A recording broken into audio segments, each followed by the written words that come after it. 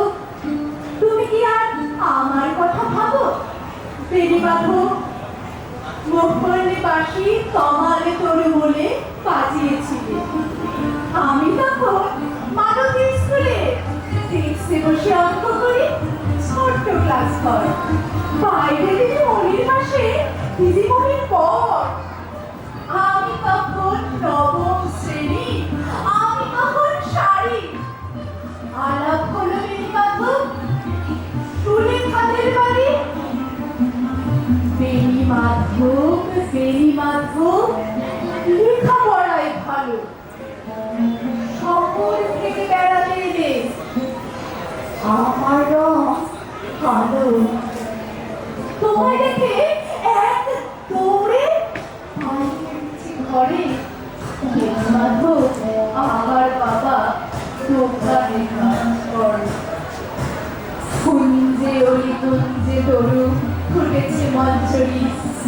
সন্ধ্যাবেলা পড়তে বসে অঙ্কে ভুল করি। আমি তখন নবম শ্রেণী, আমি তখন 16। নিচের ধারে বেনি মাধব লুকিয়ে দেখা হলো।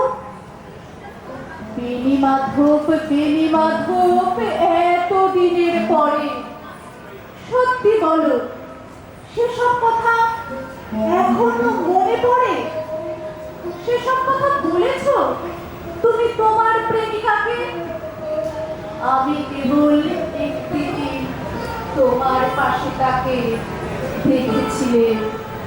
আলোর নিচে অপূর্ব সে আলো। স্বীকার করি দুজনকে মানিয়েছিল ভালো। ছড়িয়ে দিল চোখ আমার, পড়িয়ে দিল চোখ। বাড়িতে এসে বলেছিলে ওদের ভালো হোক। রাতে এখন ঘুমোতে যায় একতলার ঘরে। মেঝের ওপরে বিছানা পাতা, জ্যোৎস্না এসে পড়ে। আমার ঘরে জীবন ছিল চোরা পথের বাঁকে মিলিয়ে গেছে। জানি না আজ কার সঙ্গে থাকে। আজ জুটেছে, কাল কি হবে? কালের ঘরে শনি। আমি এখন এই পাড়ার সেলাই দিদিমণি। তবুও আগুন বেনি মাধব, আগুন জ্বলে কই? কেমন হবে আমিও যদি নষ্ট